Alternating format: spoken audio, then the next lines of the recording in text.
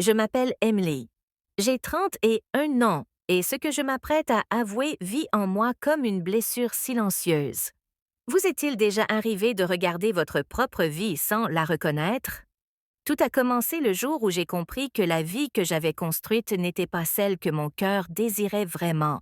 Quand j'ai épousé Jason, mon amour d'université, je croyais que nous étions inébranlables. Il était le genre d'homme que l'on admire, calme, posé, fiable, celui qui n'oublie jamais un anniversaire, qui s'assure que les factures sont payées et que la maison reste debout malgré toutes les tempêtes. Pendant des années, je me suis dit que c'était ça, l'amour, la constance, la fiabilité, le confort. Mais quelque part en chemin, le confort est devenu silence. Nos rires se sont éteints, remplacés par des emplois du temps et des soirées polies. J'ai essayé de me convaincre que c'était normal, que le vrai mariage parlait moins de papillons et davantage d'endurance. Mais au fond de moi, il me manquait le battement, l'élan, la sensation que l'amour pouvait encore me couper le souffle. Puis il y a eu Noah. Il n'était pas un étranger, c'était le plus proche ami de Jason, quelqu'un qui faisait partie de nos vies depuis des années. Et pourtant, soudain, il était différent. Il dégageait une énergie qui remplissait chaque espace où il entrait, une énergie qui rendait tout un peu plus vivant. Là où Jason planifiait chaque chose à la minute près, Noah vivait à l'instinct. Et quand il me regardait, c'était comme s'il voyait la part de moi que j'avais oubliée. Tout a commencé innocemment. Des plaisanteries partagées, des regards rapides, des conversations qui s'étiraient plus longtemps qu'elles n'auraient dû.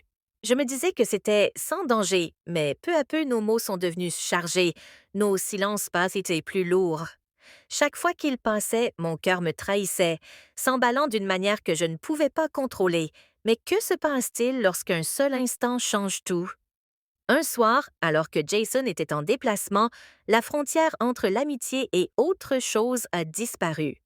Un regard s'est attardé, un souffle s'est suspendu, et dans cet instant unique, l'air était électrique, dangereux. J'aurais pu reculer, j'aurais dû, mais je ne l'ai pas fait. Quand cela s'est produit, ce n'était pas seulement du désir, c'était une libération. Des années de désir silencieux ont éclaté d'un seul coup. La culpabilité a été immédiate, vive. Mais en dessous, il y avait quelque chose que je ne pouvais pas nier, une part de moi qui s'éveillait après des années de sommeil. Après coup, je me suis regardée dans le miroir, cherchant la femme que j'étais avant cette nuit-là. Elle avait disparu. Celle qui me faisait face était à la fois terrifiée et vivante. Je me suis dit que c'était une erreur, que je pouvais l'enterrer sous le silence. Mais certains secrets refusent de rester silencieux. Jason est rentré, a embrassé mon front et m'a dit qu'il m'avait manqué. J'ai souri, faisant semblant que rien n'avait changé, alors qu'à l'intérieur, j'avais l'impression de me tenir sur du verre brisé. Chaque mot, chaque geste était une comédie. Et pourtant, Noah persistait dans mes pensées. Sa voix, son regard, le souvenir de la façon dont mon prénom sonnait quand il le prononçait. Les jours se sont fondus en semaines. J'ai essayé de prendre mes distances, de reconstruire les murs que j'avais brisés, mais les plus petites choses continuaient de les faire tomber. Un message inattendu, un bonjour échangé, la façon dont nos regards se retrouvaient dans une pièce bondée. À chaque fois, ma détermination s'effritait un peu plus. La culpabilité est devenue mon ombre. La nuit, tandis que Jason dormait à mes côtés, je revivais des moments que je n'aurais pas dû me rappeler. Mon corps restait immobile, mais mon esprit était ailleurs, pris dans une tempête dont je ne pouvais m'échapper. Puis Jason a proposé que nous partions un week-end. Juste nous deux, a-t-il dit doucement, les yeux pleins de bonté, sans se douter de rien. J'ai accepté, espérant que la distance apaiserait le chaos en moi. Ce voyage a été à la fois une grâce et une punition. Loin de tout, j'ai vu Jason tel qu'il était vraiment, un homme qui m'aimait sans condition, qui avait bâti tout son monde autour de mon bonheur. Je l'ai regardé rire près du feu, me prendre la main, et je me suis demandé comment j'avais pu perdre de vue un amour pareil. L'espace d'un instant fugace, j'ai cru pouvoir revenir pleinement vers lui, que la tempête en moi pourrait se dissiper en calme. Mais quand nous sommes rentrés, Noah était là, Un seul regard et chaque fragile parcelle de contrôle que j'avais construite s'est effondrée. La vérité m'a frappé de plein fouet. Je ne pouvais plus vivre dans deux mondes. La sécurité silencieuse de l'amour de Jason et l'attrait sauvage et dévorant du toucher de Noah ne pouvaient pas coexister. L'un détruirait l'autre et tous deux me détruisaient lentement. Aujourd'hui, chaque matin pèse plus lourd. Le sourire de Jason porte une confiance que je ne mérite plus. L'absence de Noah ressemble à une blessure qui refuse de guérir. Je traverse mes journées en faisant semblant que tout va bien, mais à l'intérieur, c'est le chaos. Une tension constante entre la culpabilité et le désir, la sécurité et l'élan. Je ne sais pas comment cette histoire se termine. Peut-être que la vérité éclatera et réduira tout en miettes. Peut-être que je la porterai en silence jusqu'à la fin de ma vie. Tout ce que je sais, c'est que ce que j'ai ressenti avec Noah était réel, brut et effrayant, mais réel. Et parfois, les choses qui nous ruinent sont les mêmes que celles qui nous rappellent que nous sommes encore en vie. Maintenant, des bougies, mon vin préféré, la chanson de notre mariage en fond sonore. Mais pendant qu'il parlait, je n'entendais qu'Adam. Sa voix, son rire, ces mots qui résonnaient dans ma tête. Tu mérites plus, Rachel. J'ai souri tout le long du dîner, faisant semblant d'être présente, alors que mon cœur était ailleurs. Plus tard, quand Michael s'est endormi à mes côtés, je suis restée à fixer le plafond. La culpabilité m'a traversée comme une tempête. C'est à ce moment-là que j'ai compris la vérité. J'avais dit oui à tout, sauf à la seule chose qui comptait vraiment, l'honnêteté. Le lendemain matin, je suis allée au travail et j'ai demandé à Adam de prendre un café à l'extérieur du bureau. Il avait l'air surpris, peut-être même nerveux. Assis l'un en face de l'autre, je lui ai dit que je ne pouvais plus vivre dans cette zone grise que nous avions créée. Tu as été gentil avec moi, ai-je dit. Tu m'as rappelé que je suis encore vivante, mais je dois retrouver ce sentiment sans toi. Il est resté silencieux un long moment, puis il a hoché la tête. Tu es plus forte que tu ne le crois, Rachel, a-t-il dit doucement, et c'est peut-être ça que tu devais découvrir depuis le début. Partir a été plus difficile que je ne l'imaginais. Le silence qui a suivi a été brutal, mais peu à peu, j'ai commencé à reconstruire. Pas seulement mon mariage, moi-même. J'ai recommencé à peindre. J'ai commencé à dire oui à de petites joies qui m'appartenaient, oui aux promenades matinales, oui au temps passé avec mes enfants, oui aux conversations avec Michael qui ne ressemblaient plus à des routines.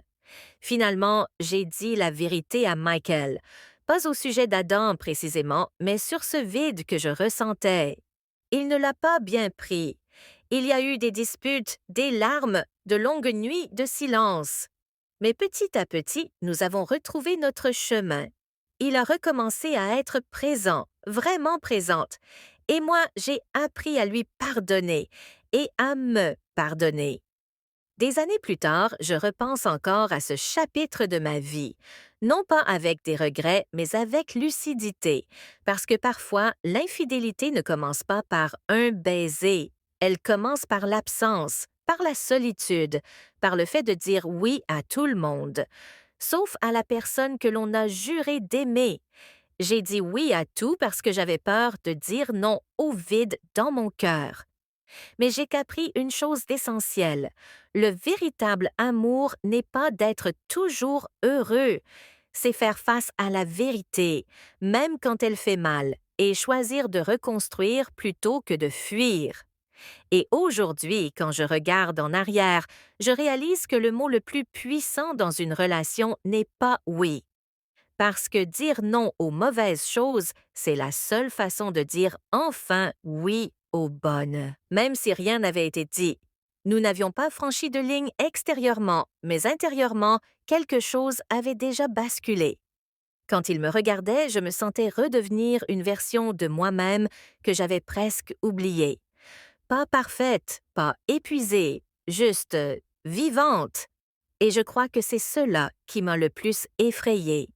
Scène 8. L'espace entre deux vies. Après cette nuit-là, le silence avait une nouvelle signification. Chaque regard avait du poids.